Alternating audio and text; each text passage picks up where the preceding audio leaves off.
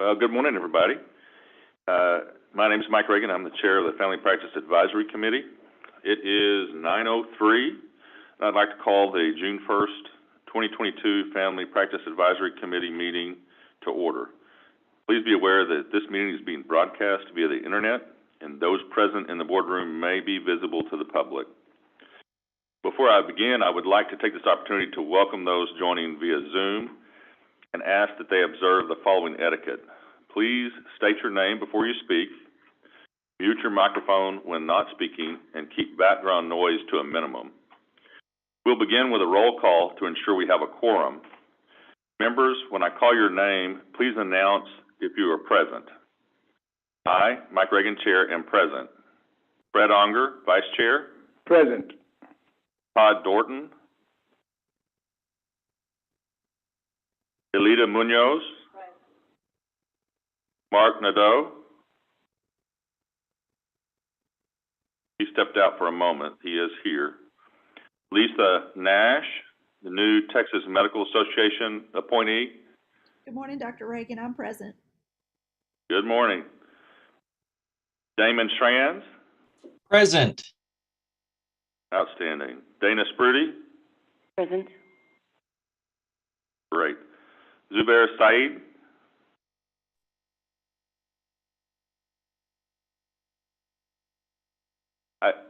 You may be muted. I think you're on. We can see you talking. Thumbs up. He's here. Very good. Ephraim Vela, the new Texas Hospital Association appointee.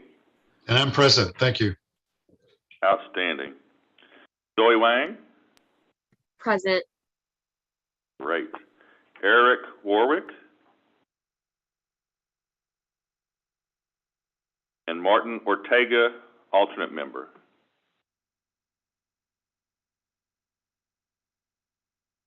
Okay, and I think we have a quorum. I'm informed we do, so please record in the minutes that we have a quorum.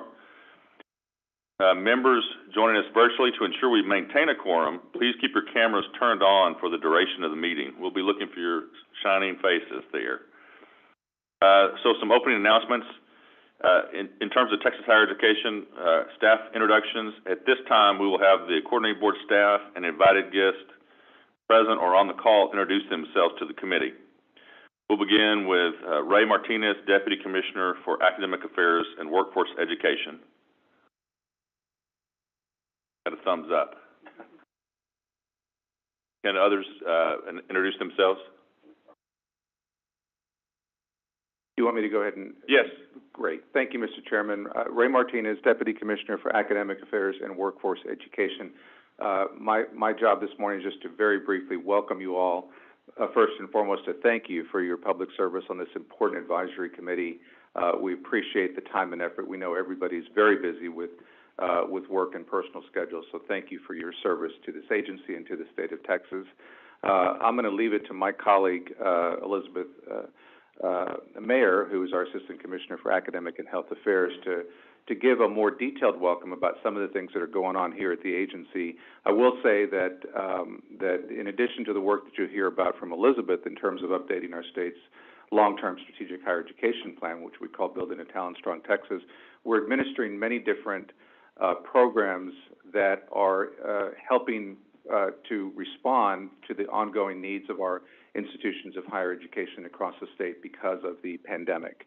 So there are a number of programs, many of which are focused on helping to respond from an academic and workforce education perspective to the changing demographics and needs of the state of Texas, so that we can maintain our strong economic outlook for the state of Texas, and so that we can continue to make progress towards our higher education goals of having greater access for all students across the state of Texas, but also greater success in completing and moving on to a job that allows for the individual to make a living and a decent living. And so what we call a credential of value is a big emphasis right now for many of our programs across the agency.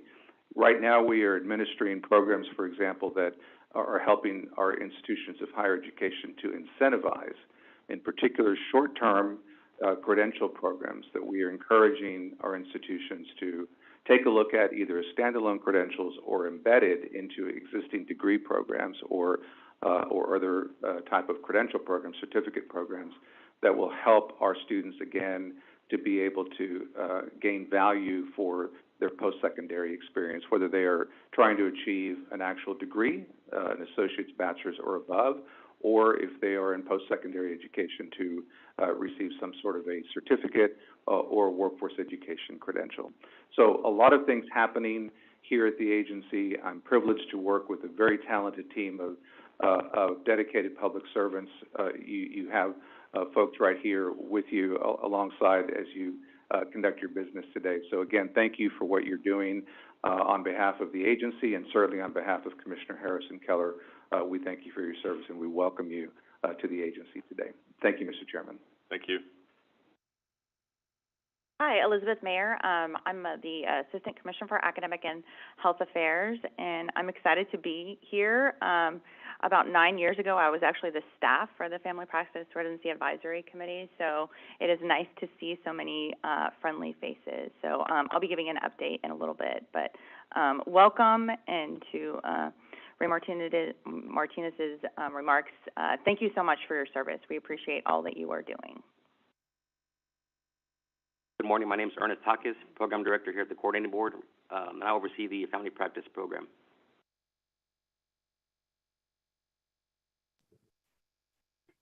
Hi, I am Cindy Fisher. I'm a Program Director for the GME Expansion Grants here at the Coordinating Board. Online, I think. See, you want to?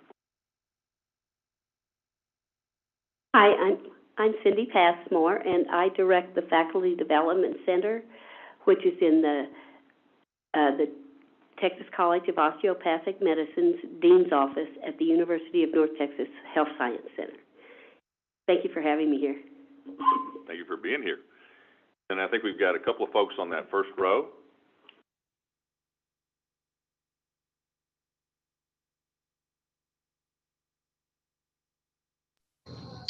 Good morning. My name is Ephraim Vela. I'm from Rio Grande Valley, Edinburgh, Texas, and I'm currently the Chief Medical Officer at Women's Hospital, and actually did family medicine before I did obstetrics and gynecology, and I'm very happy to be here. We're very happy to have you on the committee. Thank you. Thank you. Good morning. I'm Andrew Lofters. I'm a Director for the Academic and Health Affairs Division here at the... Good morning, everyone. I'm John Wyatt. I'm the Senior Director for External Relations here at the Coordinating Board. Awesome. Well, I think we've got everybody accounted for now. Okay. Actually, I was out. I'm Mark Nato. I'm the Residency Director at the University of Texas Health Science Center, San Antonio. Mark, we knew you were here, so thank you for being here. We've got a few other announcements. First, we're going to be taking some agenda items out of order today. For the first agenda item, number 3, Coordinating Board updates, we'll move the legislative updates ahead of the Academic and Health Affairs Division update. We'll also be taking agenda item 8, update on the Faculty Development Center, out of order. This item will be heard right after agenda item 3. So we're going to do all the updates up front, just so you kind of have a frame of reference. Okay, so our very first agenda item is approval of the minutes. Agenda item 2 is consideration and possible action to approve minutes from the June 16th, 2021 Family Practice Advisory Committee meeting. Members, are there any comments, corrections, or additions that need to be made to these minutes? Hearing none, do I have a motion to approve the minutes for the June 16th, 2021 committee meeting? So moved. Have a motion. Do I have a second? Second. Thank you. Any further discussion? Okay, all those in favor of approving the minutes as presented, say aye, or give me a thumbs up online. Aye. Aye. Aye. Any opposed? Looks like the motion passes. Okay, we're down to agenda item 3, Coordinating Board updates. This is an update of the Coordinating Board's legislative and agency initiatives, and first up is John Wyatt, Senior Director for External Relations, who will provide a legislative update and be available to answer questions. Mr. Wyatt? Good morning. As I mentioned, I'm John Wyatt. I'm Senior Director for External Relations at the agency. And in that capacity, I work with the legislature on policy and budget issues impacting higher education. So I'm going to present a brief update on some interim activities of the Texas legislature, as well as what to expect in the lead up to the next session of the legislature, which will convene in January of 2023. As you may know, House and Senate committees were provided with interim charges earlier this year. These interim charges provide committees with topics and questions that they are to consider in advance of the next legislative session, so that members may collect information, consider options, and potentially make recommendations for legislation to address those issues. Commissioner Keller and agency staff have been pretty busy the last few weeks, testifying and providing information to several interim committee hearings, so that those committees will have the agency's information and perspective on their interim charges. On May 5th, Commissioner Keller testified before the House Higher Education Committee regarding Building a Talent-Strong Texas, our state's updated strategic plan for higher education. He also testified on May 10th before the Senate Higher Education Committee regarding several critical issues for higher education, including enrollment trends, workforce education, and the Tri-Agency Workforce Initiative. Now, on these last two topics, he was joined by his Tri-Agency colleagues, TEA Commissioner Mike Morath and TWC Chairman Brian Daniel, to discuss the important work that the three agencies have underway as the Tri-Agencies to support efficient and flexible pathways to credentials, to support students at all stages of their education and transition into the workforce, and to create a robust infrastructure for collaboration around common goals, data, and processes. The three commissioners provided similar testimony to the House International Relations and Economic Development Committee on May 19th. We expect the committees are going to pick up again after the summer, so there are still several interim charges that will need to be addressed in both the Senate and House higher education committees. And we expect that, again, this will pick up probably in August, early fall timeframe, with the goal that these committees will develop and submit interim reports. And those interim reports will summarize their conclusions and any recommendations that they have for the next session of the legislature. Another legislative focus of the agency is our legislative appropriations request, or LAR. So the LAR is our formal request to the legislature regarding the agency's budget for the next fiscal biennium, fiscal years 24 and 25. So we have not yet received our instructions or even our deadline for submitting our LAR from the Legislative Budget Board, but we are proceeding internally with conversations about how best to address student needs and how to advance the goals of building a talent-strong Texas through our budget. And as the session approaches, we will continue to support the legislature, institutions of higher education, and other stakeholders as an objective, relevant source of information and analysis on higher education topics. So kind of in summary, we're kind of at the calm before the storm stage right now. So legislators are in a posture of thinking about what they want to prioritize for the next session, what information, analysis that they need in order to be able to make informed decisions going into the next session of the legislature. And so we are providing those resources to the legislature so that they can make the best decisions that they can. So that's kind of my quick summary. I'm certainly happy to answer any questions that you might have or go into greater detail on anything. Great, thank you. Any questions for Mr. Wyatt?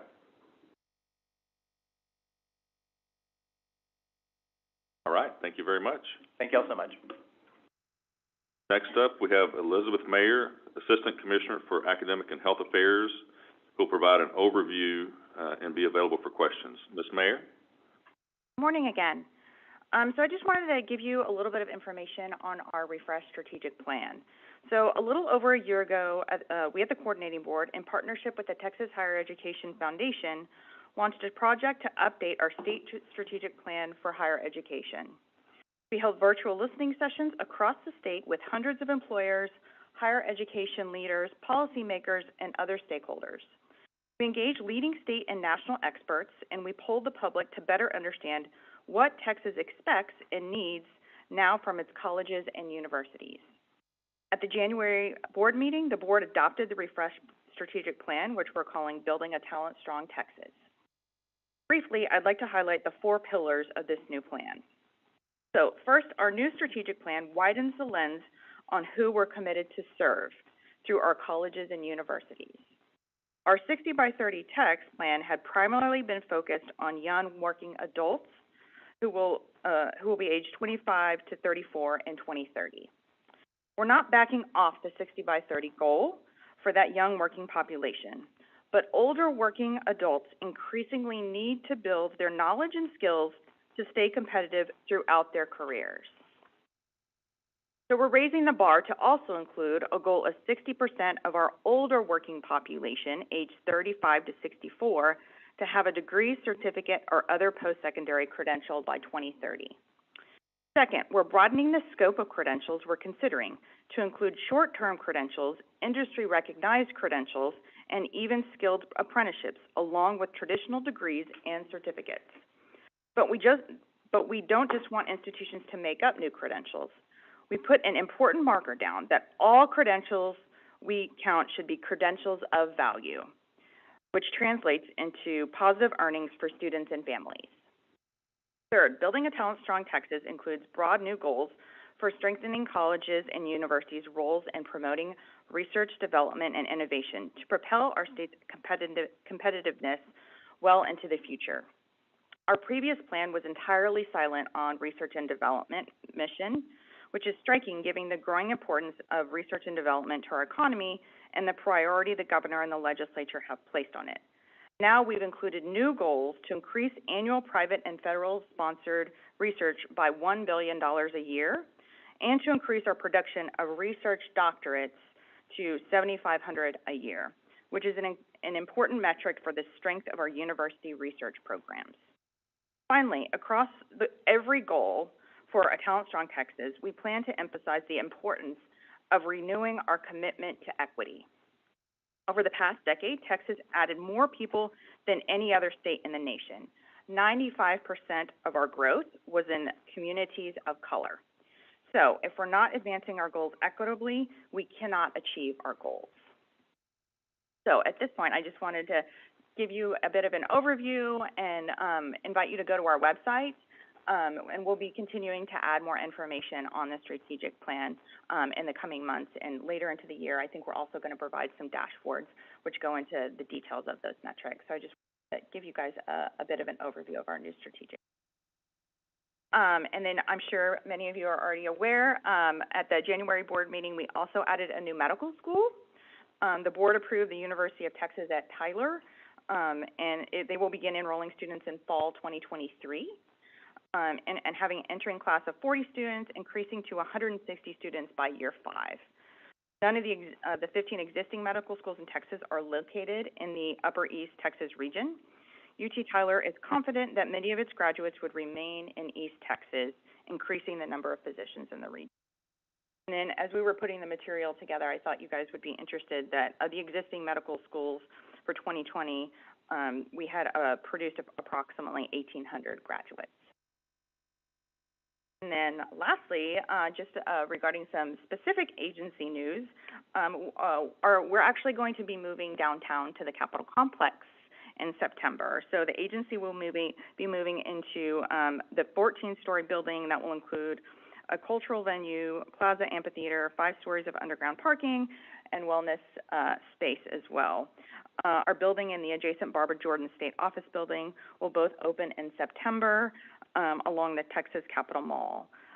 So we are planning to move in September. We do not have the details yet of when specifically, but our agency will be moving downtown and thought you all might be interested in that. That concludes my updates, and I'm happy to answer any questions. I just have a comment. So we happened to go to the Bullock Museum in the fall, and I saw all the work going on down there. It's amazing. It's going to be a really neat, and I guess it's being converted from a street to a kind of a walking mall. I understand, and yes. so that'll be really nice. Yes. So everybody needs to plan to attend our next meeting so you can check out the new digs, right? Yes, we're very excited about the new building, and I think we're going to be on 2 floors, but there will be several agencies in those buildings. So we're very excited to be moving closer to downtown. Yeah, right by the Capitol, not far. Yeah, yes. It's really great. Yes. Any questions for Ms. Mayor? So I do have one. You said the numbers of the UT Tyler class fairly quickly. Can you just walk through that again, the number of students? So when? So based upon the proposal that was submitted, they're planning to have an entering class of 40 students and then ramping up to 160. I think it's 160 total, not entering. Oh, 40 a year. Okay, I got you. I got you. So each year they'll roll out. I got you. But not an increased class size necessarily. I don't think so. Okay. I don't think so. All right. Any other questions? Very good. We're going to take one more item out of order, and that's the report from Cindy Passmore, the FDC Director. Cindy, would you present now? I think you have there's slides. There we go. Yes, I have I have a PowerPoint. Thank you. And I promise not to go as long as I did last time. So I'm reporting on the Faculty Development Center, and I have no conflicts of interest. And I'll just start out and tell you that you can go to the next. Pardon me, I forgot to turn my phone off. Next slide.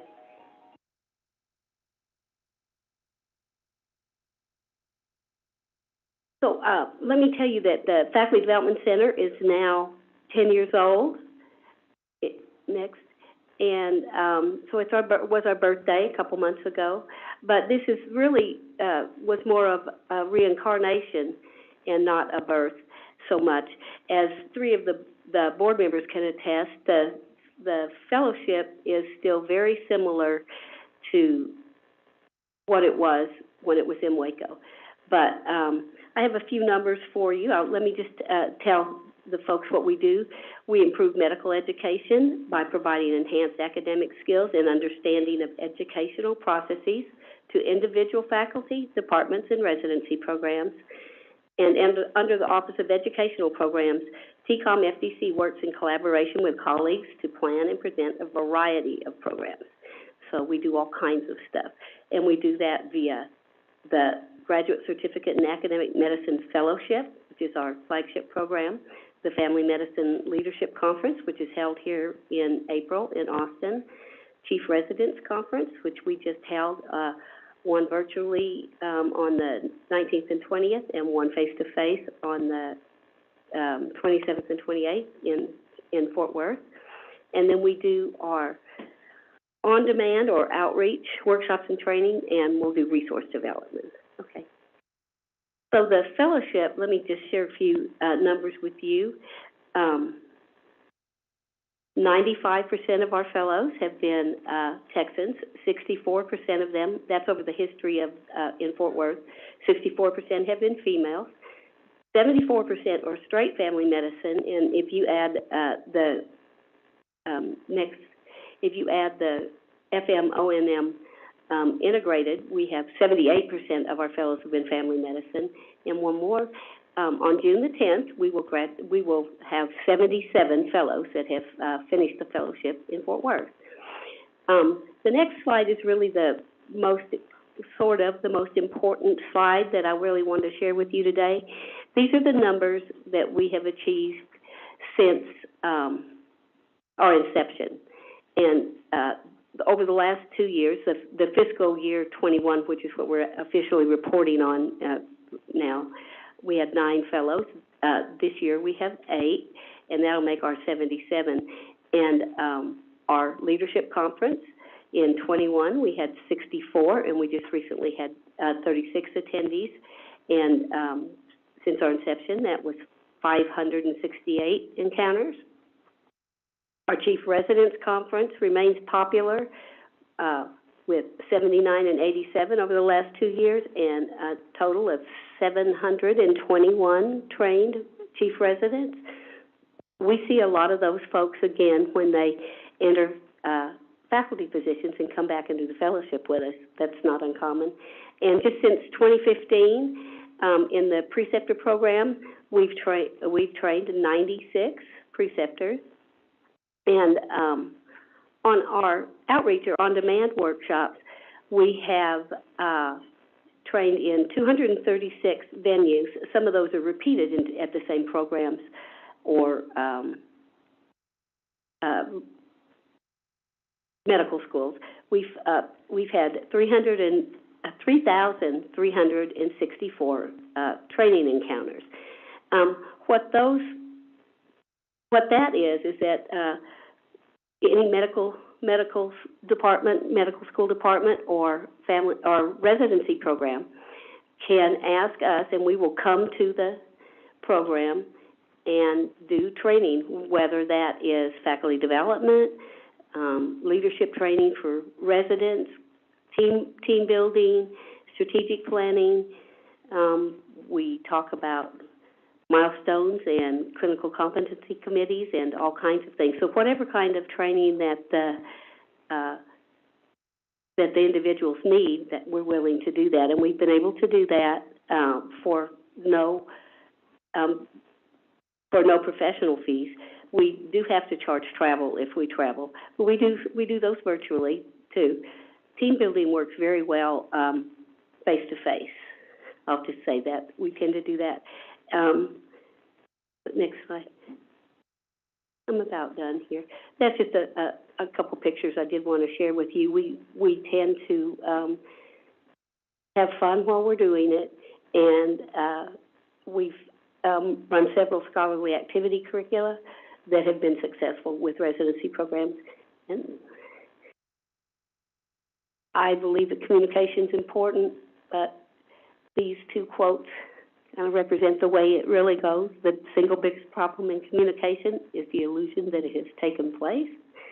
Or, I know you think you understand what you thought I said, but I'm not sure you realize that what you heard is not what I meant. I think it says it's unknown, but I actually think that's my husband. And then the last slide is just to let you all know, this is the Office of Educational Programs.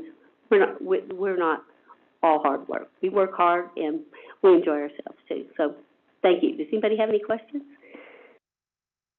Questions for Cindy? Just a comment. I just appreciate all the work that you've done over the years, Cindy, and thanks for all your service to education as well. And I've had a number of faculty graduate from the Faculty Development Center. Thank you. Thank you. I agree. I think it'd be interesting to know, the Graham Center does a lot of data report about where family physicians are practicing. I think it'd be interesting to know where those graduates are now. It's maybe hard to come up with, but I bet you a bunch of them are still in Texas and very involved. In leadership positions. Right. My intention is to retire before the close of this year, and as an outgoing activity, I am going to survey both the Fort Worth and some of the Waco Fellowship alumni and try to see what those trends are. If you lose people to follow up, you lose them. But we still have contact with almost all of I guess it'll be 277 total with Waco and Fort Worth. Amazing. Yeah. So, one of the things about getting older is that you feel like you've succeeded to live that long. But one of the sad things is you lose friends to retirement for the normal business that you have.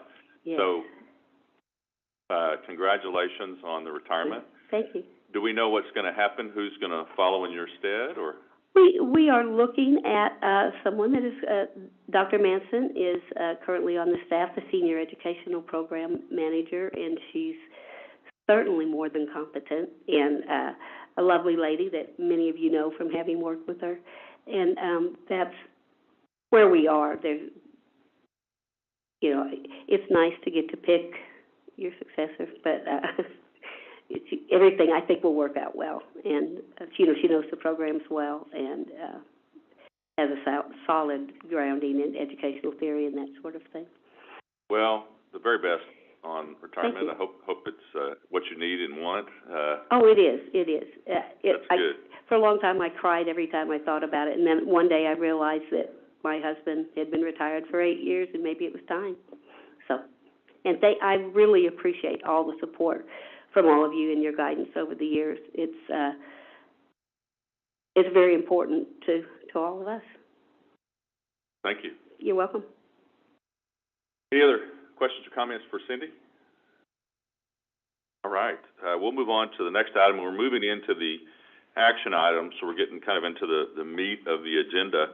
We'll turn to agenda item 3, consideration and possible action to approve Fprp FY 2023 eligibility for family medicine programs funded under the Graduate Medical Education Expansion Program.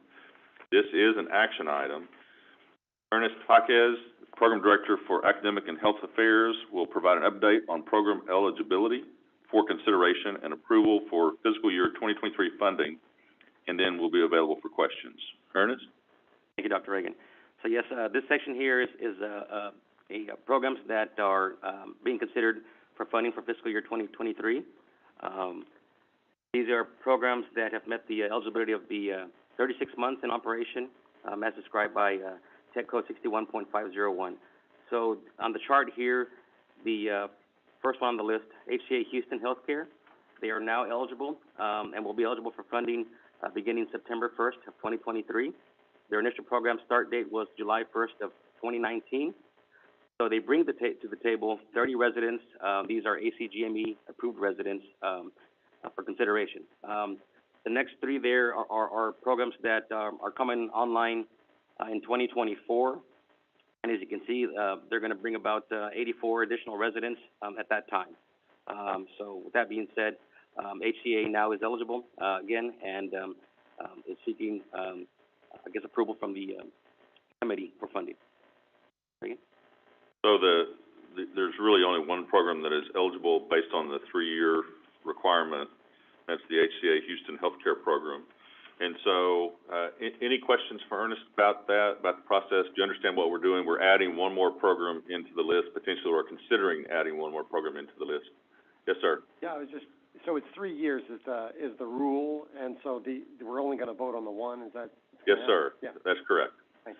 And just to provide a little bit of a historical perspective, we've had programs come up in the past to be considered. And in the past, we've always approved those programs to be included in the numbers once they've met that 3-year mark. It's kind of you're going to make it if you get through 3 years potentially, and so that's the thought, I think. Any other questions for Ernest? No, I don't see the online folks, but any questions online either? There they are. Okay. I will make a comment. Yes, sir. I mean, I'm going to vote in favor of it, but we keep adding programs, and it keeps lowering how much the other programs get. And this used to be a very important source of funding for our programs. So, I mean, there is a little bit of, well, it's always great to have some new people on board. There is a little bit of pain for the programs that exist. You know, I think it's a very good point. I think we all know that in the back of our minds that every time we add a program, we're diluting the rest. And the dilutions in that funding, it's been, the high water mark was a number of years ago, and it's kind of dribbled down. There are 2 ways that goes down, as y'all know: cuts to the appropriation, and then adding additional residents. And so it's an important point. I think it's a fair point. Lisa, you're raising your hand. Hey, yes, I just want to agree with and reinforce Mark's comment. I think that, I'm not sure, I don't know what the process is to take the request back to the legislature, but I think that we should definitely highlight the success of the GME expansions that we've had in Texas over the past 5+ years, and I think it's time to bring that to attention again and request an increase in funding to this program. It's a great point. I think the message, I mean, it's a pretty good graph. I don't know that we have it available, but we've seen it before, that sort of tailing down of the funding. And, you know, I think I heard Ms. Mayer say 1,800 graduates from medical schools with another 160 on their way at UT Tyler. And so you keep amping up those numbers, and it skews oh, you got it. Look at that. Ernest is so prepared. Outstanding. But there it is. That tells the story pretty well. And we're going to see that kind of, you can see the big dip, 5 years ago, 6 years ago, between 6 and 5. And then it's kind of gradually drifted down. And that drift is additional residents, just as you're pointing out, Mark. So I think we do need to think about how to advocate for some more funding. I think it should be significant. You know, family medicine programs historically are kind of on the outs. Either they're a community-based program where there may not be as much resource, or they're in a medical school where they're mostly outpatient and they get robbed of resources that way too. And so it is a challenge. So I think that's a very good point. Okay. Other questions or comments? These are good comments.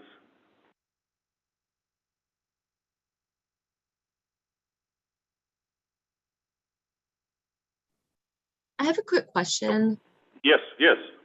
So looking at the chart, we do see the numbers per resident going down. Is there an optimal amount of funding that we've seen in the past? I can't, well, I don't know if I have I don't think I have the graph in my but I think the optimal would be way back. We talked about for many years restoring the level of funding to kind of the left-hand side of the graph, and I think I have some head nods. Oh, here we go. Thank you. So if you go back to 2011, well, now we're a long ways back, but there was a dream at some point of getting back to the 12 to 14,000 range. We're at 5,000. I don't know that that's realistic to get back there when you think about the numbers that have increased, and we're up to what, in 2022, 909. But certainly maybe to the 10,000 range, something like that. And so, you know, I think restoration of funding, I mean, what has the economy done over 10 years? The costs are higher and higher and higher, right? We all know that, and it's getting worse.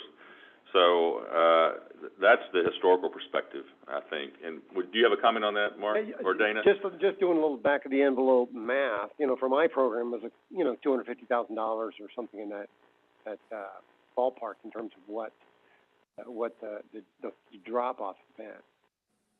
Totally. Yeah. In total. Yeah. You know, in terms of per resident is here and then times X. So it's different but it's a lot of money. Yeah. I mean, and that's got to be made up somewhere, right? So, right. And they want you to make it up in revenue, right? So it's very challenging. Well, and that comes through on the written reports. We'll talk about those later. But every year, the number one concern is finance, the cost. And so I think everybody's feeling that. Dana, do you have a point? Yes, well, I'd also just point out that it's not even just 2011, it's over 20 years of funding. If we'd have just gone back to 2001 funding, and I think in family medicine, a lot of times we're not great about tooting our own horn, but I think when we go to the legislature, looking at the number of family physicians that we have trained overall and the number of physicians that we retain in Texas and where they're practicing and the services that they are providing, because there are many that are in rural underserved areas and in health shortage areas, and I think we really need to make that case because, like Mark had said, and like you as well too, there's revenue on the hospital side that we don't see, though our residents are in those hospitals, and many times we don't get credit as well.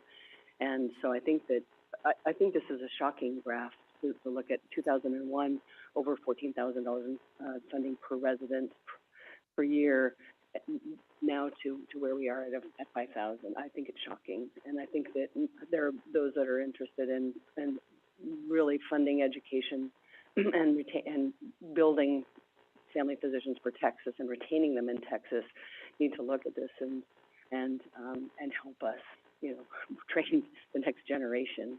So access to primary care is the one single thing that we know helps to improve health outcomes and lower costs.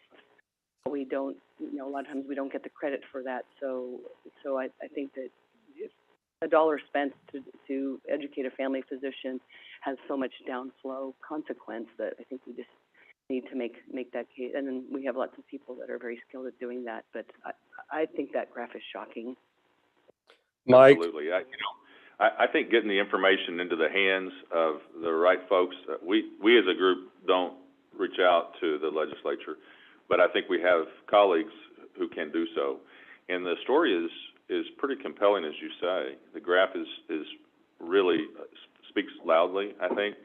I think coupled with what the programs are doing, and I get a sense that pretty much all of the programs have an impact on underserved communities across the region, across Texas, because, boy, they talk a lot, the programs, about innovation related to taking care of underserved populations. Yes, and, so, and looking too at the number of family medicine programs that are training in FQHCs or FQHC lookalikes, or, I mean, in general, our programs are providing safety net care, and so I think all of those things really need to be brought to the forefront. It's like not only are we providing primary care, but we're providing care to those that are really most vulnerable and really need access. And so those are, I think there's a lot of untold or unrecognized heroes in these stories, and I guess we just need to shout it out a little bit. Mike, you know, can you hear me? I'm sorry, somebody's trying to. Yeah, Mike, this is Tom Banning. Yeah, Tom. Hey, I'm sorry that I couldn't be with you guys. I'm actually just getting over COVID, so if I sound like a strangling frog here, that's the reason. But I think it might be helpful for Zoe and a couple of the newer members to the committee that are not in family medicine to have a kind of a better understanding of the historical nature of the funding stream. So, Zoe, you'd asked the question about, what's the ideal or goal for a per resident funding.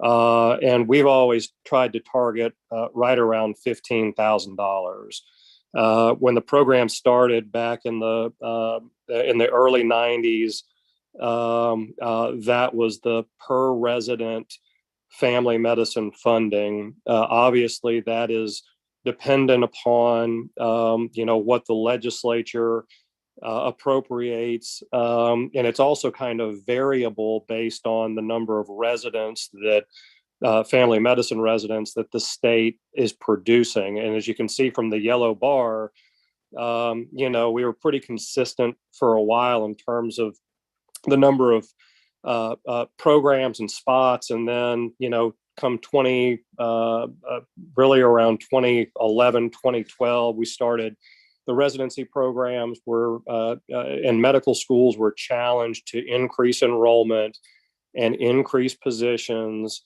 In 2015, I believe it was 2015, the legislature passed a GME expansion program that really put significantly more money in formula funding into new or expanded positions. So it incentivized hospitals and other facilities to expand training positions. So, one of the important things to think about with regard to the family practice residency program is the dollars that you see on this chart are one piece of a larger pie that funds graduate medical education. But these dollars are the only dollars that go directly to the family medicine residency programs on a per resident funding scheme. There are other, we'll just call it silos of dollars, whether it is, the state formula funding, which Elizabeth could probably correct me, but, I'm going to make up a number and say it's, about $8,000 per resident per year that goes to the teaching hospitals or the academic medical centers to help support the training costs, the faculty costs, the benefit structures for training these residents.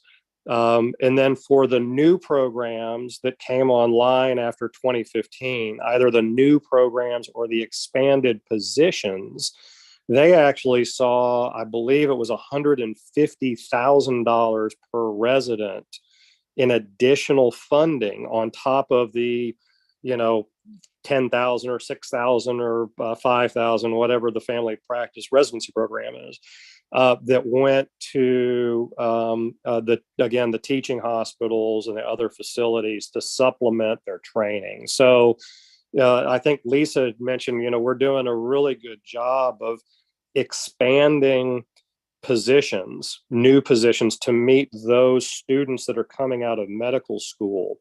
But we have not kept up with or supported in the way that we should have the existing programs that preceded the new programs or the expanded programs. So, I think the issue is we really need both because we're continuing to expand medical school graduates. We need a place for them to land when they come out. We need to find a way to incentivize hospitals, FQHCs, other training sites to have spots available. But at the same time, we need to ensure that the programs that, have been operating for, decades have the financial resources to continue doing what they're doing. And that's where I think the legislature has fallen short. They see the benefit in taking credit, and touting all the great work that they're doing on expanding programs, but they've not tended to the existing programs. And I think that that's, to me, what this chart really reflects and is problematic. But I also think that there's going to be an effort next session around primary care efforts and workforce efforts that hopefully with a different budget environment where we should have a lot of money, maybe they would see the need for investing in those existing programs. Reagan, and to add to Tom's point, so to get back to those historic, per resident amounts, we would need anywhere between $10 to $14 million a year. Additional? Total. And to get to that 15,000 would be closer to 14 million a year. And right now we're at 4.7 million. So it's a pretty good increase in funding. Yes, sir. So we got to make a strong case, sounds like.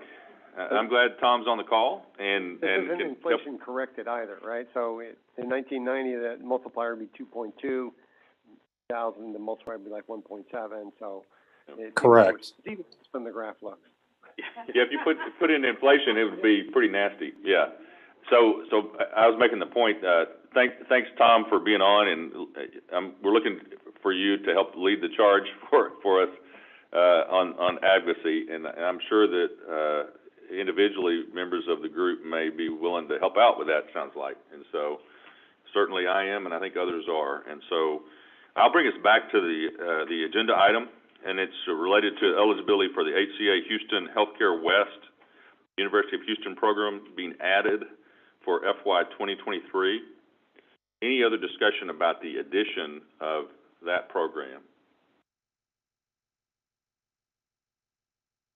Hearing none, do I have a motion? So moved. Motion for approval of adding that program. And a second? And I have a second. Thank you. Any other discussion about that item? Hearing none, if you agree with that motion, please say aye or give me a thumbs up. Aye. Aye. Aye. Outstanding. Anybody opposed? Nobody's opposed, so the motion passes. Thank you. We're down to agenda item 5.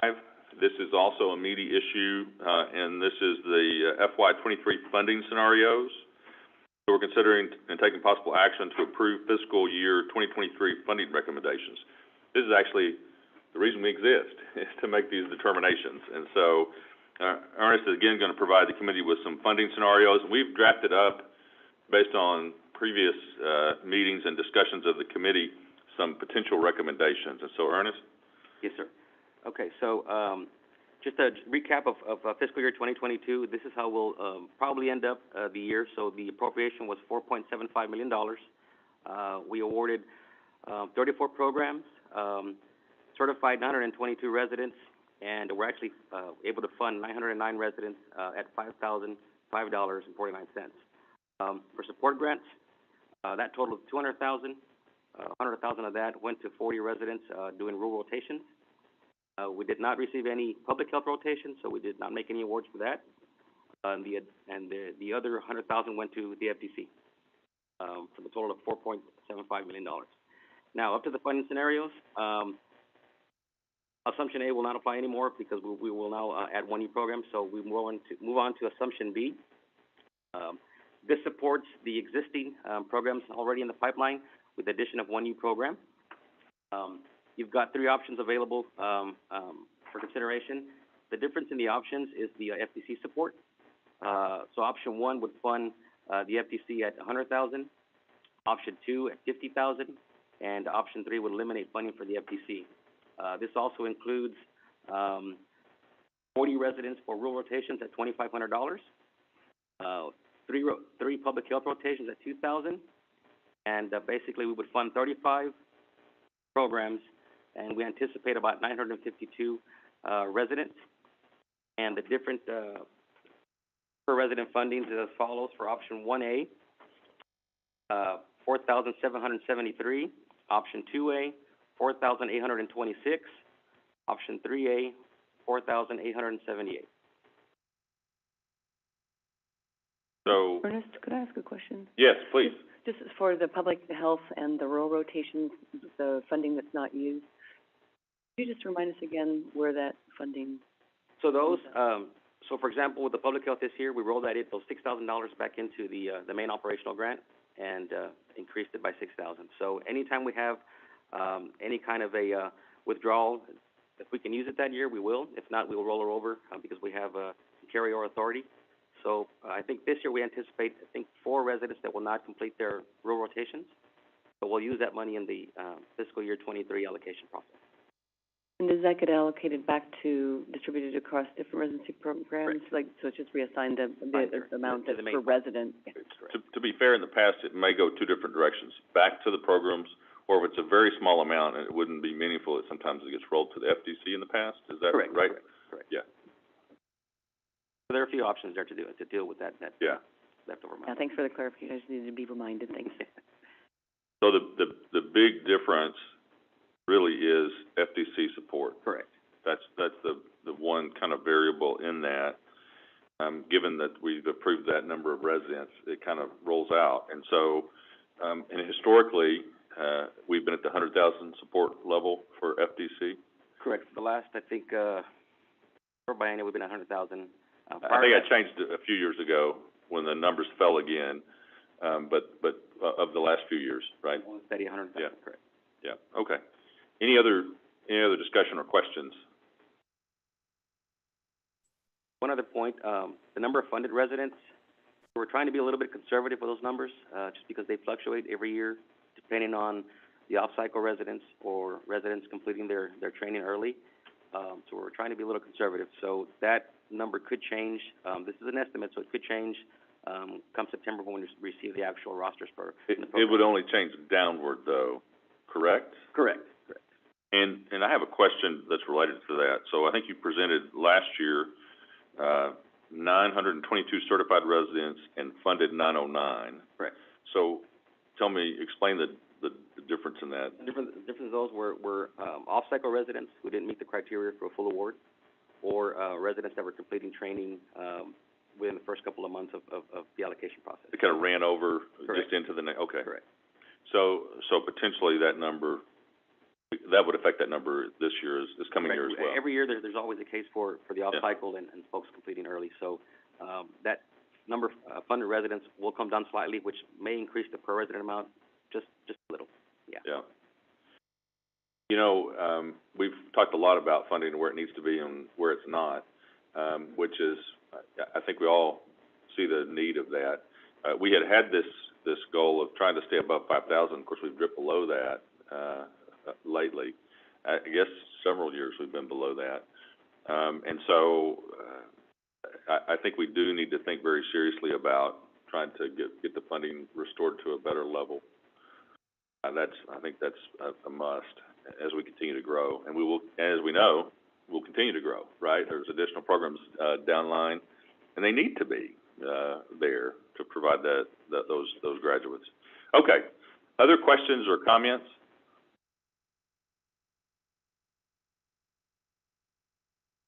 Hearing none, do I have a motion for a particular funding scenario option you would like to make? I'd like to motion to support option 1A to continue. This is Dr. Strands, and I'll second Development that. Center at 100,000. Oh, you said 1A. Are you referring to 1B? No, to support for at 100,000. For FTC, yeah. So the A was if we didn't add the other program. Oh, is that correct? sorry. So B is with all them in. Okay, sorry. Yeah. Okay. Okay. Sorry, thanks. And second, So 1B. I have a motion to approve option 1B, and I think I heard Dr. Strands say that he was seconding that online. Is that right? Did anybody else hear that? Yes, sir. Okay, so I have a motion and a second. Any other discussion? Dr. Reagan, this is Lisa Nash. I just want to. Yes, ma'am. I just want to acknowledge that I appreciate the support that's been proposed. And as this funding comes to FTC within my institution, I'm going to abstain from this vote. Yes, ma'am. Understood. That'll be okay on quorum. Ernest says that'll be okay on a quorum too. All right. So, any other discussions or questions? Okay. So we have the motion of approving option 1B for funding for FY 2023. All those in favor, say aye or give me a thumbs up. Aye. Aye. Any opposed? So that is approved. Thank you for that discussion and work on that item. That's always a key and important item for us to get done. Moving down our agenda, we've already heard from Cindy Passmore at the Faculty Development Center. We're down to the annual written report. And I have a broad comment. I really enjoy reading the written reports. It takes a ton of time to get through them because there's a lot there. But it's very interesting. And Ernest, I think it would be helpful to share those with the committee. I don't know if you do that or not. You have the summary notes, but even the written reports, is that something that could be shared with the committee electronically? We can do that. I don't think we have in the past, but that is not a problem. I would encourage you to read them. I think it's heartening for me to see the work that the family educators and residents are doing across the state. I think it might be informative for the committee to know, especially if you're not in family medicine education, to kind of see the impact that these programs have on their communities. It's really heartening, I think, that we're doing good work out there as a discipline in family medicine. I'm going to run through the summary report pretty quickly and give you a sense of what was there. So for the first question, it was really talking about first-year slots. And the range was 2 to 24. So we have really tiny programs. There's a little program over in Pittsburgh, Texas, East Texas, that I think has 2 residents maybe. And then I don't remember what the 24 were. Maybe that was Odessa, perhaps. Certainly, John Peter Smith's been a big program for a long time as well. But so all different sizes of programs. When we have anxiety about whether the programs are going to succeed and increase or decrease. So the second question is really about that. And we had 11 programs indicate that there was going to be a change in the size of the residency or positions. 6 reported an increase and 5 reported a decrease. And a lot of that is just kind of off-cycle, up and down stuff, so not really to be worried about. There were 2 programs that reported that they were decreasing due to decreased funding. So those 2 are ones that we could be worried about. And one of those programs, I think, is actually probably going to close in the outgoing years. In terms of the match, it's always interesting to know what the interest of students graduating from medical school is in family medicine.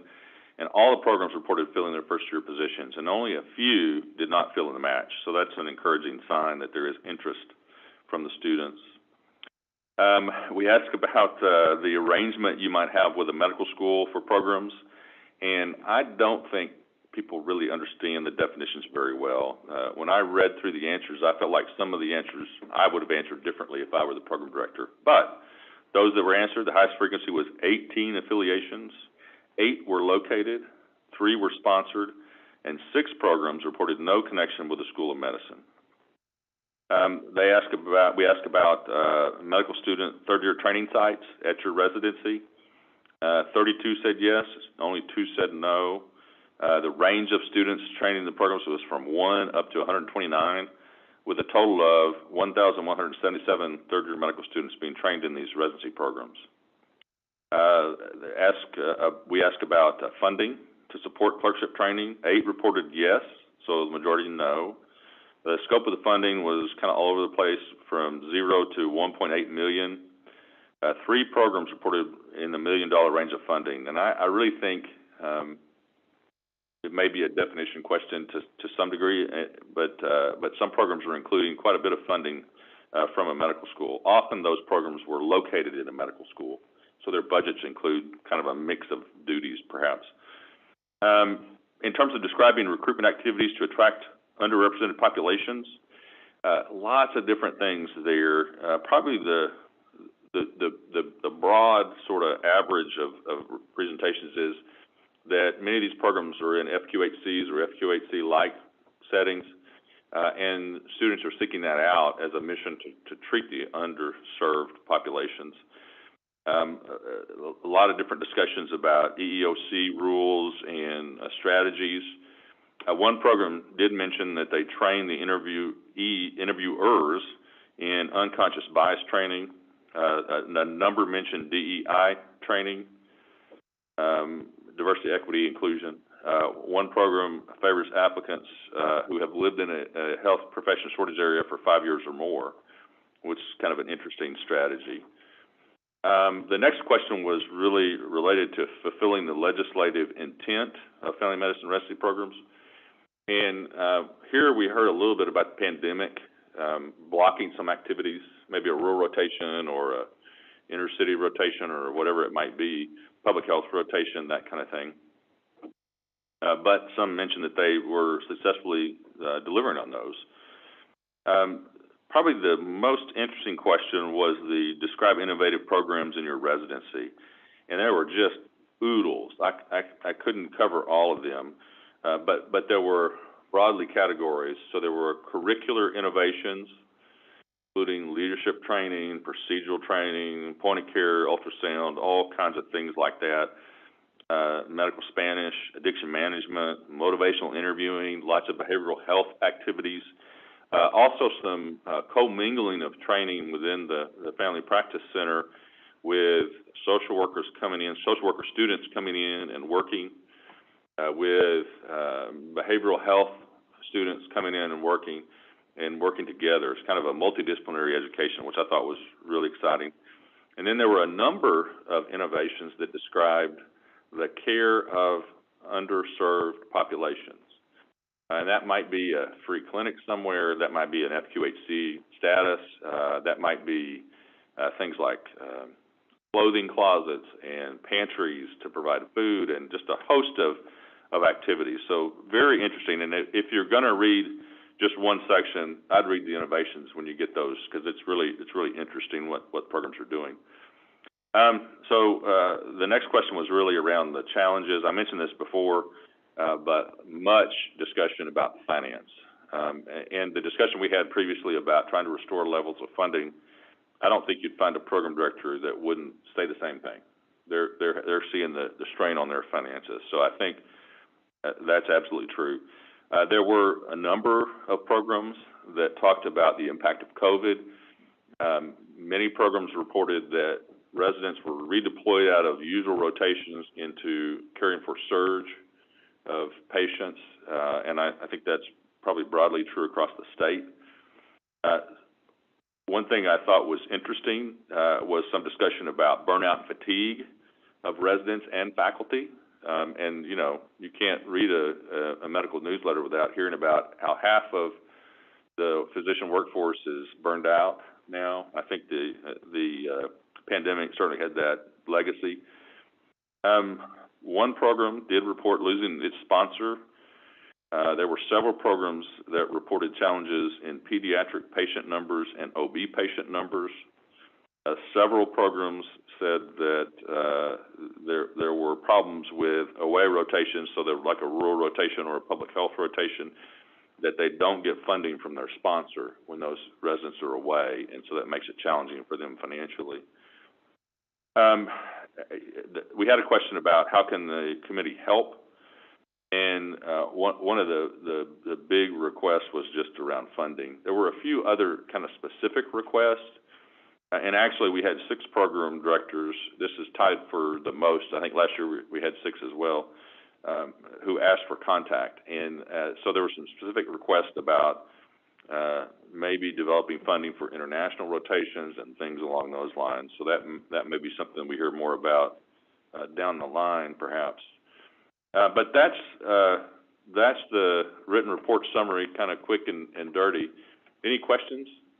I just had a comment about again, kind of speaking back to the value added that family medicine training brings, particularly when we're talking about interdisciplinary and interprofessional training. So programs having social work students or psychology, behavioral health students. We also have psychiatry interns that do their ambulatory rotation, and I'm sure that there's lots of other programs that train other disciplines as well too. So I think those are things that we should rise to the forefront in terms of, in addition to educating family medicine physicians, that we're also educating other health professionals and the value added that we bring. So. I think that's exactly right. I think there are 2 options to highlight. One is the training aspect of multidisciplinary, and then the other is all the great care that's happening for those underserved populations. So I think that's what they're buying with the money at the legislature, and so I think it's good for them to understand that. Many may not know that story, and so I think that's an opportunity. Yeah, well, I think we're a great value for $1 invested. Absolutely. Yeah, the comment, the point was made about interest in the specialty, and I think we all need to keep working on that because the growth really has not been in the U.S. allopathic medical schools. I mean, that number's been fairly flat in terms of number of students going into family medicine. There has been some growth that programs have noticed in terms of having U.S. grads, and that's been, I think, mostly, I think, has been related to the fact that the DO schools are more, now there's a single accreditation system at the ACGME, right? And also more DO students in our main match. So as that dynamic has played forward, that has played towards more U.S. graduates in some of our programs, and I think some people have noticed that. But there's still plenty of work to do. My personal opinion is that the pool of international grads that are applying to our programs has really gotten a lot better over the years. So I think that we've enjoyed something from that, but there's still some work to do there in terms of interest, us trying to generate interest in the specialty. And then the other point I was just going to make was you said one program mentioned that they're having trouble getting enough peds in the practice, and that really is a huge problem nationwide. That's a fairly common citation for at the ACGME for programs, and there's a lot of different reasons for that. So it's just something as a program director that can keep you up. Like you mentioned, a program that's in trouble and probably closed. Which one is that? Which program? So we did receive notification that Valley Baptist in Harlingen, Texas, will be closing. They were trying to move some of the residents around and talking with other nearby programs, but I think those discussions fell through. So my understanding is by fiscal year or by 2024, they will be phased out. So I think they have 10 residents right now in the pipeline. So they'll have, I think, 5 2s and 5 3s by the years, and then by 2024, they will completely close their. Not sure what the reasoning behind that or why they're closing, but all I know is that they will be shutting down. How long have they been around? Quite some time, I believe. They're one of the older programs, I think. Their first start date was, but as long as I've been here, they've been. It's in Edinburgh. It's been there at least 30 years, if not longer, and their sponsorship changed. The Baptist sponsorship, that was changeover, and that's how I understand it. And there will be experienced faculty there. We've never trained them, but I have met some of them, long-term faculty, who will probably be looking for positions if you're looking for faculty. Yeah. I think that story, I don't really want to get into it publicly, but I think there's some complexity around what actually happened there. I don't think it's a straightforward answer necessarily as to what happened there. There's some complexity to that.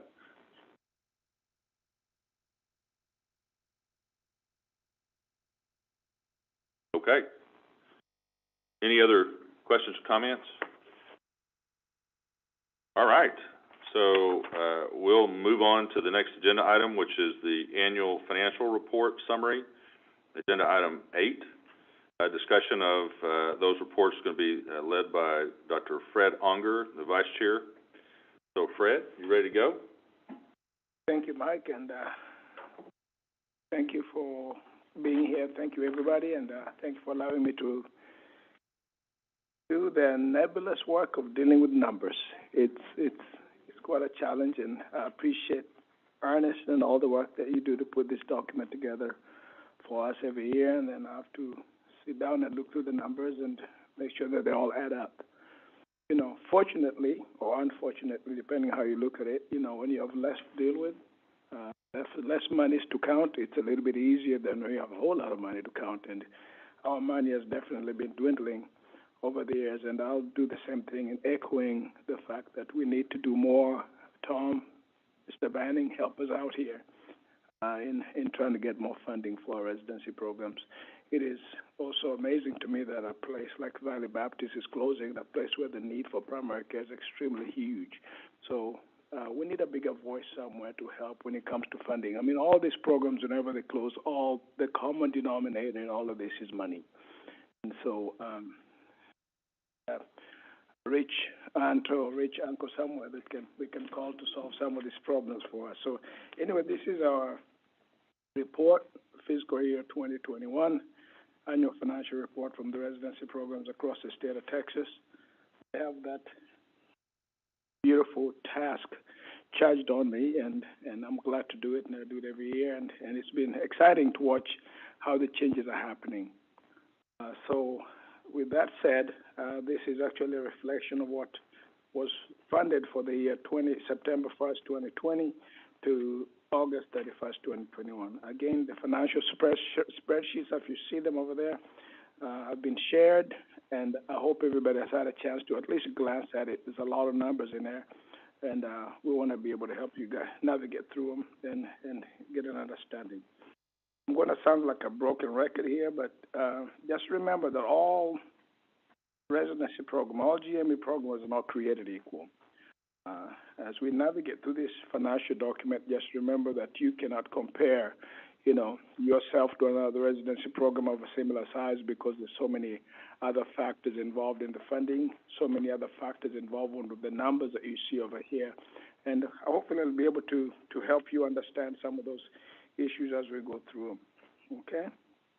The way that our various residency program reports their revenue and revenue sources vary from program to program, okay?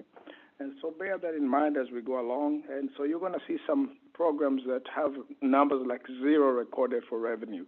We know that that is not true. That money, they're making money somehow. You know, it may be negative balance at the end of the day, but they're making money. And so it's just how that money is reported, how that money is cashed, and where it is housed. That's the big difference that we have in this document.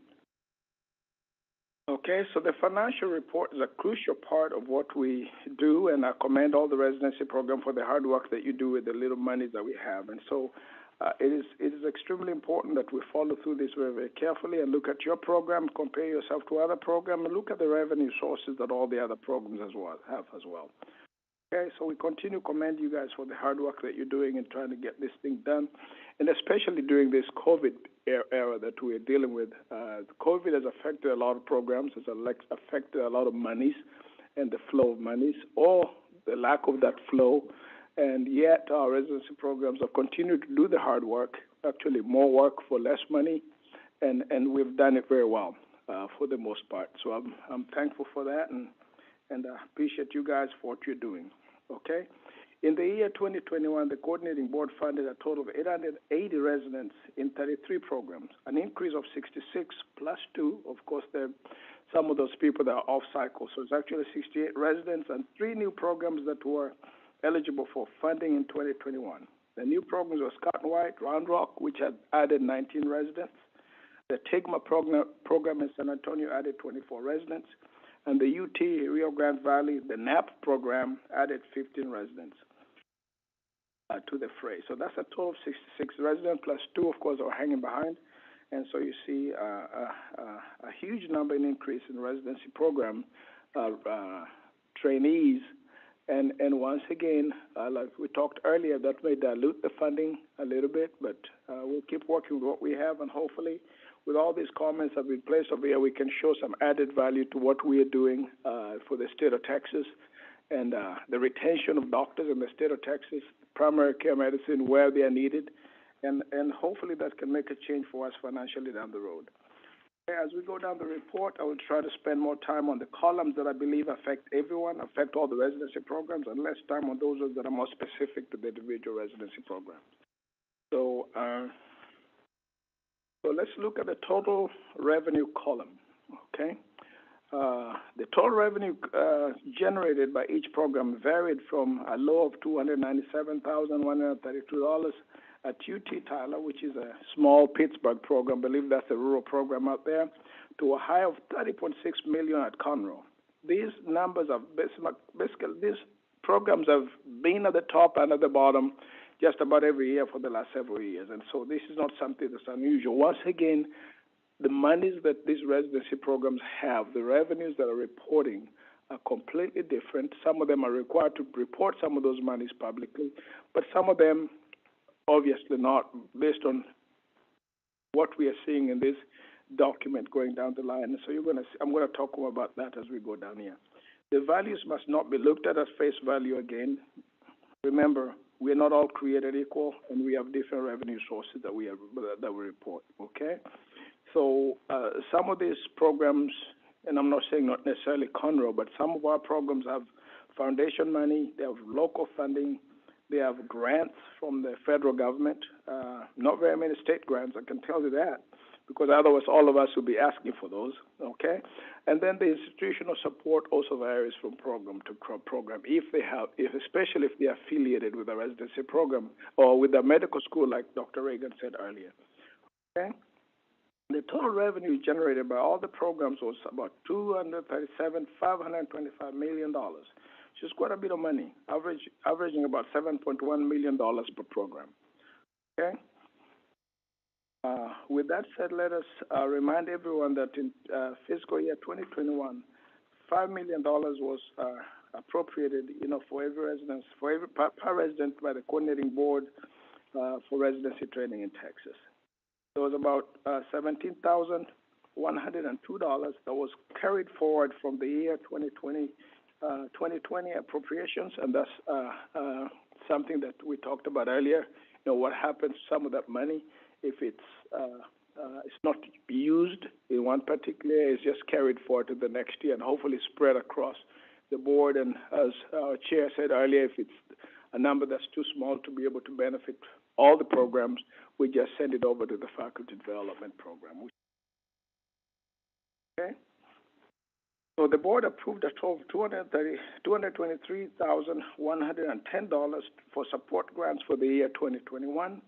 The faculty development center got $102,110. The rural rotation programs got $115,000, and the public health programs got $6,000 for a total of $223,110.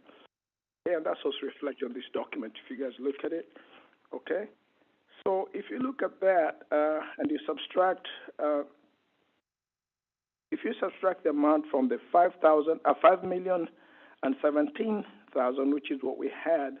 Okay, it leads to a total of coordinating board money of $4.793 million available in column A3 for funding across all the residency programs, you know, for the year 2021. I know it's very confusing, guys. It's extremely confusing, but if you just follow along and look at that document yourself later on, it can actually help you understand what I'm saying. Okay? So if you divide the $4.79 million by 880 residents, you come to the number of $5,447, which is what we used for funding residents last year. Okay? This is actually $441 less per resident compared to the fiscal year 2020, and the reason being is because we expanded our programs last year, about 3 new programs a year. Okay? The highest amount of money went to JPS. Of course, they have just a sheer number of residents that they have per year, which was $364,000. Okay? And then the lowest, once again, went to the small program at UT Tyler Pittsburgh of $32,686. Only Scott and White Round Rock took advantage of the public health funding rotation, and so they funded 3 residents at $2,000 each, so it came out to $6,000 total. No other programs reached out for the public health fund rotation last year. 9 programs participated in the rural health rotations, which is total. There was $115,000 available for that, which is about $2,500 approved per resident, and so these are listed in column A5. Okay? Again, 9 programs participate in the rural health rotations, which is really great. It really exposes our residents to the rural environment, and I've had several residents myself that came to a residency program that came in with an idea of going back to Houston or Dallas, where they came from, but after experiencing working with a rural physician in a rural community, guess what? They end up working in those environments, and they actually enjoy it, and some of them have lived there for a very long time, which is really great. Some of these are big city boys and girls, and they ended up working in rural communities. So this is a very, very important part of what we're doing, sending residents to rural communities where they're really needed. Okay? Some of you are counting minds. Some of you guys were really big in keeping up with the numbers. You may have already noticed a difference between the coordinated board operation grant and the coordinated board total grant, which conceptually should be around the same number every year. But you notice there's a small difference in the total coordinating board grant.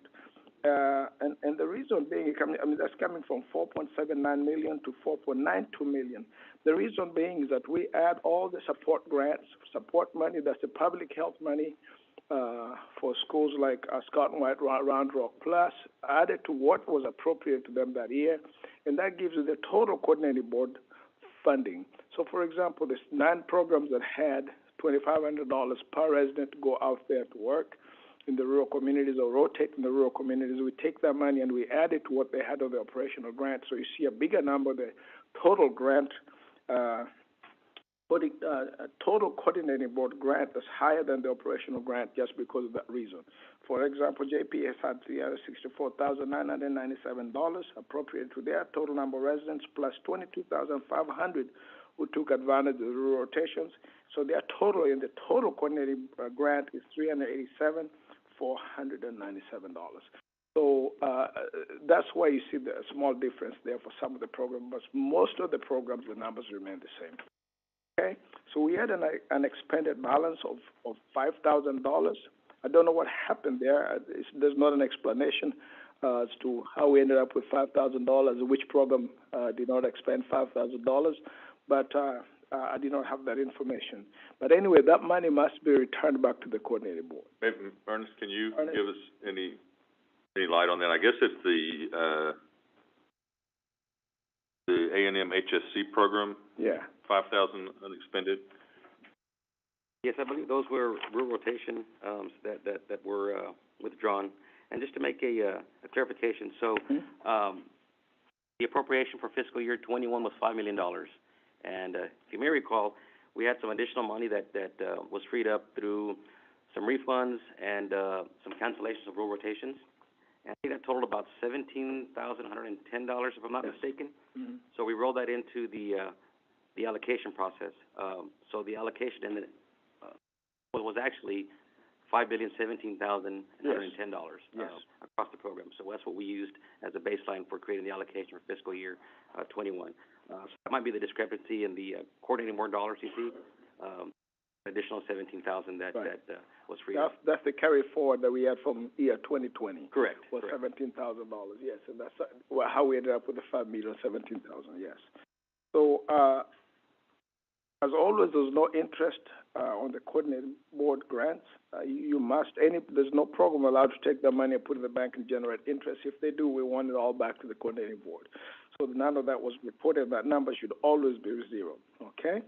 So the family practice residency program, patient revenue, there are many tremendous variations of this. Yes, tremendous variations of this column. The main reason here is because, once again, the different programs report their revenues differently. I must repeat that for the record, okay?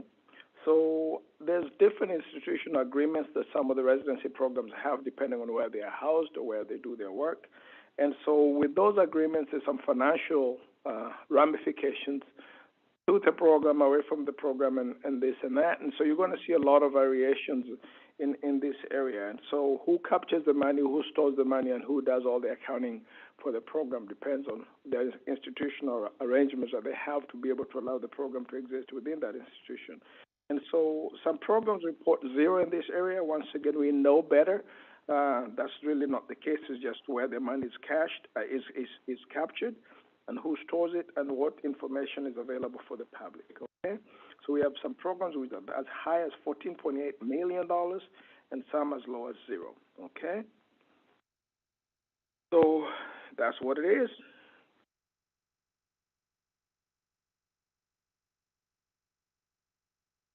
I'll repeat that, it's the same thing. So the medical school revenue, this is also another interesting one. We know that we have some schools that have affiliations with medical schools, some residency programs that have affiliation with medical schools, and then we have some that don't. We have some community-based programs that have a remote affiliation but not a financial agreement with those programs, and so you're going to see a lot of variations in this area. Fortunately, most of the programs that have affiliation with the medical school have some kind of funding that they get through those programs, and so it is interesting to see the differences and how they come up with the numbers that they do. And so if you look at the program E1 to E2, you're going to kind of have an idea of what these monies look like without going specifically into the detail. That is the medical school revenue, column E1 and 2. You can see most of the big name schools that we know, Baylor College of Medicine, the Texas Tech programs, all get funding or some kind of revenue coming from the medical school. And once it just depends on the agreements that these institutions have. The hospital and the local revenue column, again, at the top of this column is Memorial Hermann, which makes a lot of money, $10.2 million, followed by JPS and Methodist Houston at $8.2 million each. Some programs report zero. Again, this is where foundation monies, grants, tax dollars from hospital districts, etc., can make a huge difference on how monies are reported. I know programs like JPS have a hospital district money tied to their training program, and so they're going to tend to report higher numbers than everybody else, okay?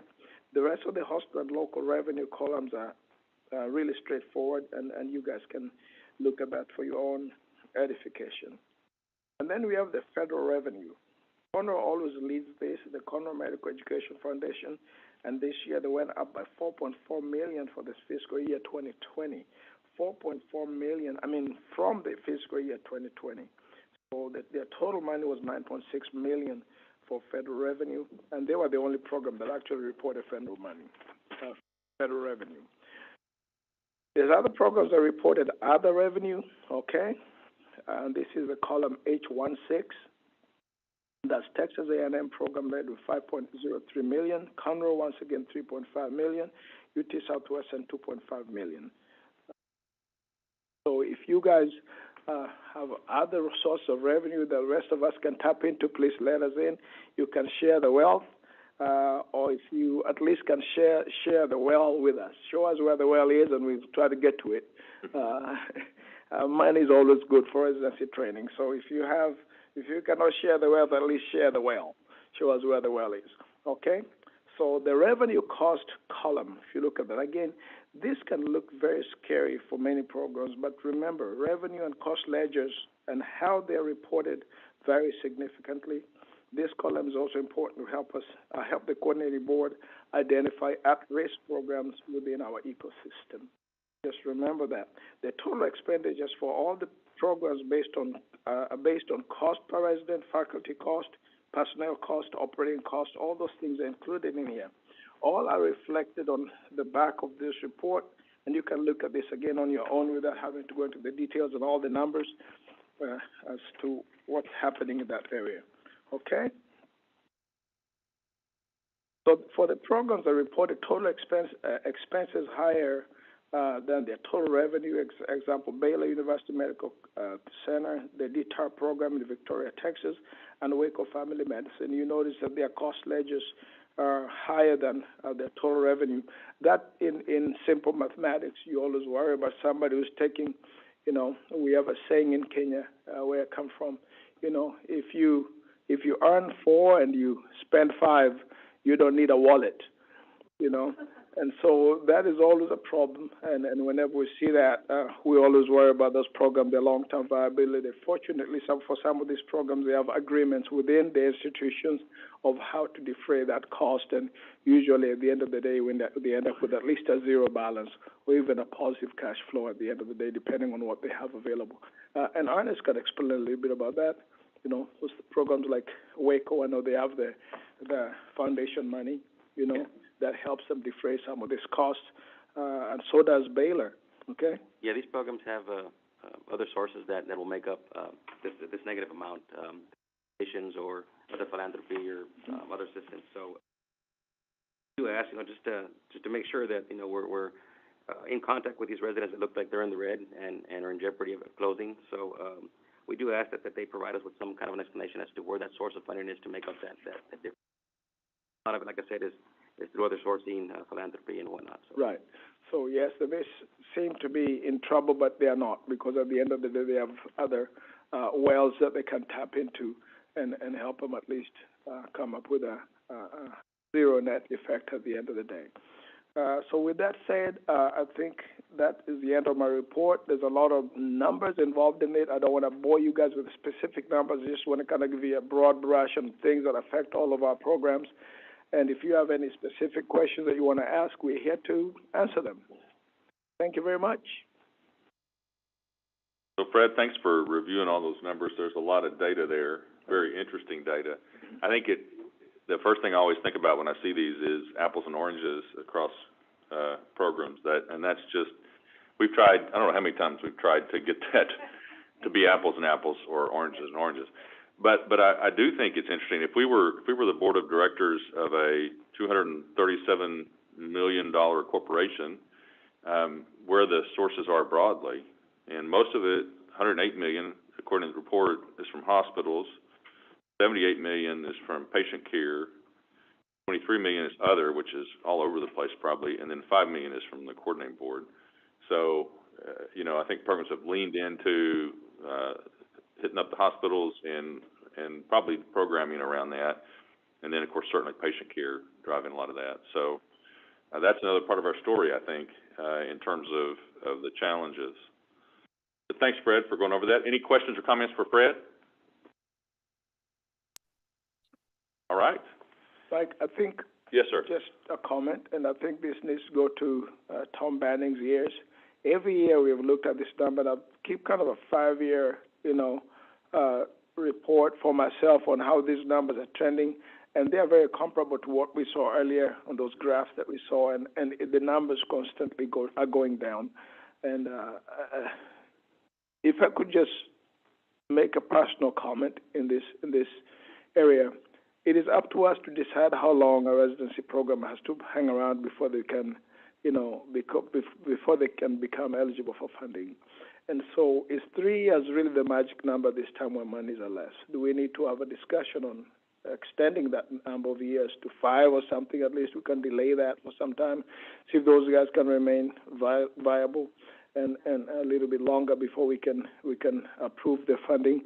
Is this the forum for that? Is it something that we need to table and reconsider? Because remember, we had the discussion about 4 years ago and how we came up with the number of 3 years. And so, Do you have a comment? I think at 3 years is written in statutes that requires a statutory change, talks about legal counsel to get that all worked out. yeah. We don't have the latitude to make that decision ultimately. But it is a stake that we can carry forward to the people who can make that decision, if that is something that we consider. So Yeah, I'd need to go. Go ahead. Sorry, Tom, Mike. I'd need to go back and look at the statute. I don't recall there being a requirement. I thought it was just a gentleman's agreement, but like I said, I could be wrong on that. You know, Tom, to this me, is Elizabeth. I'll take a look at the statute and we can connect and talk about it. And I can Okay. get with our general counsel as well. yeah, I mean, you know, generally, so if it's in the statute, your hands are tied. Yeah. If it's not in the statute, then it would be a policy question that this board would then recommend to the coordinating board to consider. And again, this board is only advisory. You know, generally the coordinating board follows your decisions, but that doesn't mean that they have to. You know, to me, I think the bigger issue is just a lack of funding that the legislature has not put attention toward these programs, and sort of truing up the numbers to get us to where, you know, the goal was, whether it's, you know, 15,000 per resident or 10,000 per resident, really should be what the goal is. And I don't want to talk about legislative strategy at a state agency meeting, but I can promise you that we're redoubling our efforts at the academy to prioritize this funding for next session. Tom, I think I would say again, a lot of the folks who are here on the call today would be interested in helping, I think. So as you develop that, feel free to include us, and we'll work as members of other societies, not as members of the committee, to try and move that ball forward. Because I think it is, we've made that case clearly, and it's been that way for a few years, so we need to get after it.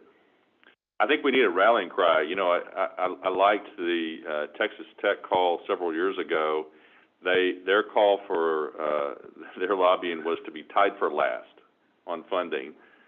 Because if they got to the next medical school, they would be like a huge growth. And so it just caught the attention of people, I think. And so we need to work on that. But we'll leave that in your able hands, Tom.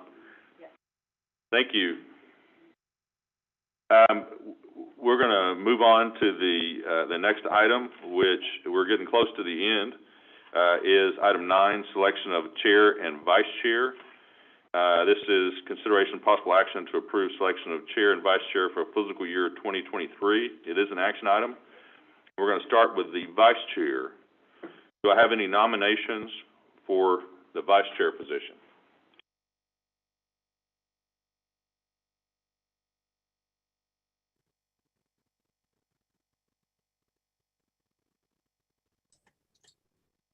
If Dr. Unger would be willing to serve, I would go ahead and nominate. It sounds very much like I had a motion and a second for Dr. Unger as the vice chair, and he meekly said, yes. I'll be glad to serve. Thank you. So I have a motion to nominate Dr. Unger to continue serving as the vice chair, and I had a second, I think, from Dr. Strands.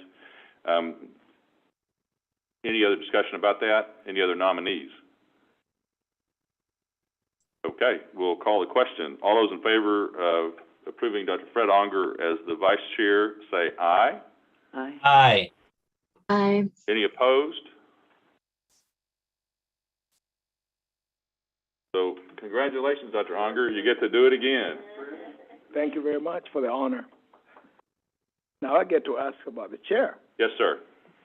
Once again, do we have any nominations for the chair's position? Dr. Reagan has been our fearless leader and continues to be a fearless leader. Do you have any nominations or any other considerations? Absolutely. I'm feeling a little bit of passion about trying to get us more money. So I hear a nomination already. Second. We have a second. Yes, second. Does anybody oppose Do we have anybody else that'd like to nominate themselves? Let's give you that option as well. If there's nobody else, Dr. Reagan, would you be willing to continue serving in your position as chair? Yes, sir, happy to. Okay, with that said, I think we need to pass the motion to approve Dr. Reagan as our chair next year. Do we have a motion to approve? Motion to approve. Do we have a second? Second. Okay, let's go. Dr. Reagan, you're it. Thank you, sir. Thank you very much, guys. Thank you. Well, it's a pleasure working with you all, and thank you all for being involved in this process. I think it's very important that we support the good work that's being done, as we've talked about. Moving on to the next item, item 10, is future agenda items and meeting dates. So this is considering any additional items you all would like to have on the agenda for our next meeting, and then potential upcoming meeting dates. We'll get that nailed down. But first, agenda items. Anything y'all want to have on the agenda?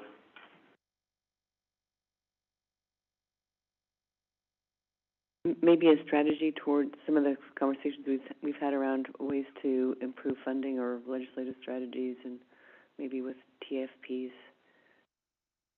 I think that might be a good way to go at it, is to include Tom Banning or a representative from TFP to talk about where we're going with that in the state. Okay, that's a good one. Thank you. Any other agenda ideas? Okay, sounds good. We'll have our usual business as well. And now dates. And I'm going to turn this over to Ernest to talk a little bit about. Sure. So dates, since next year is a legislative session, the odd number of years, we tend to meet twice a year. So in past, we've usually met in April and in mid-June, early July. So I will send out, if that's okay with the committee, I will send out some surveys for some April dates or some June dates. And I think the Wednesday has worked pretty well. And we could leave it a 3-hour meeting or a 2-hour meeting.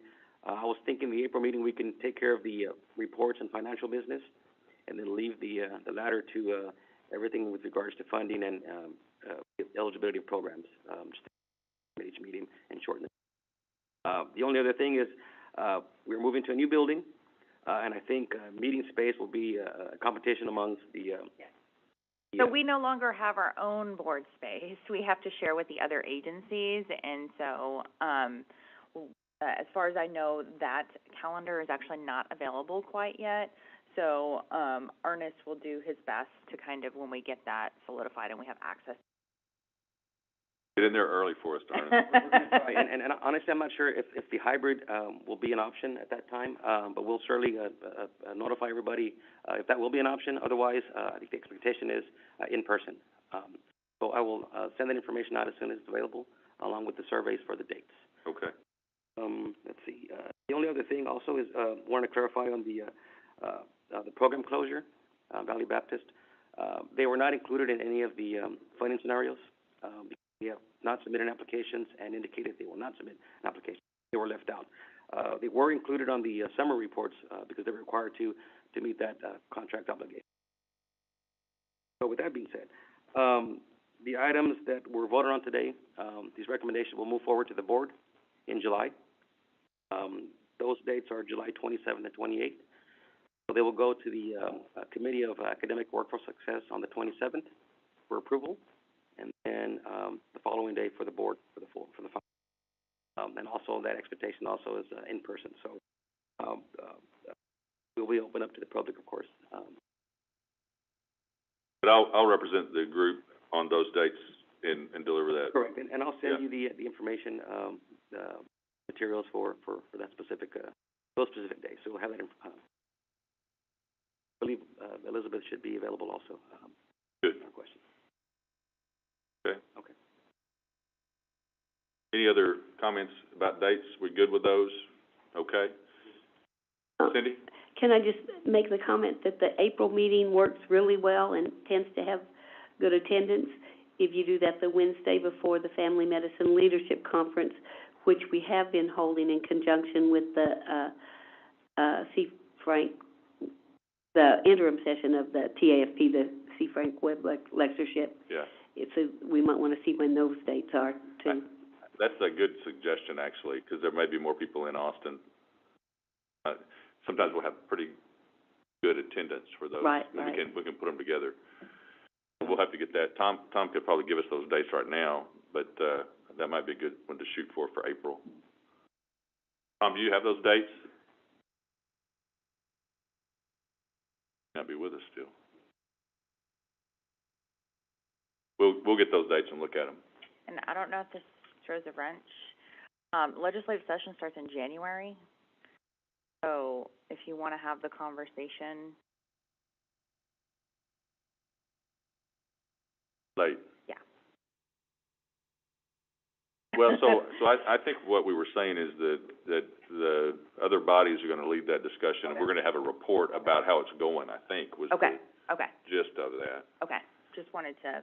But it's a good point. We can't wait until April. That's a good point. Just wanted to make sure everyone, you guys can join in the fun in the legislative.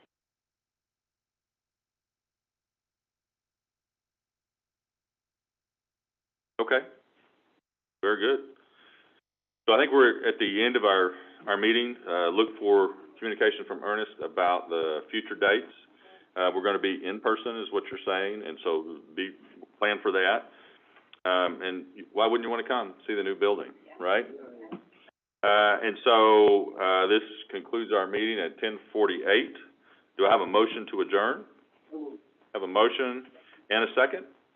Have a second from Dr. Sprity. All right. So if you're in favor of hitting the road, say aye. Aye. Aye. Anybody want to stay around? Everybody's good. All right. Thank you very much. Thank you. Appreciate your efforts and your time attending.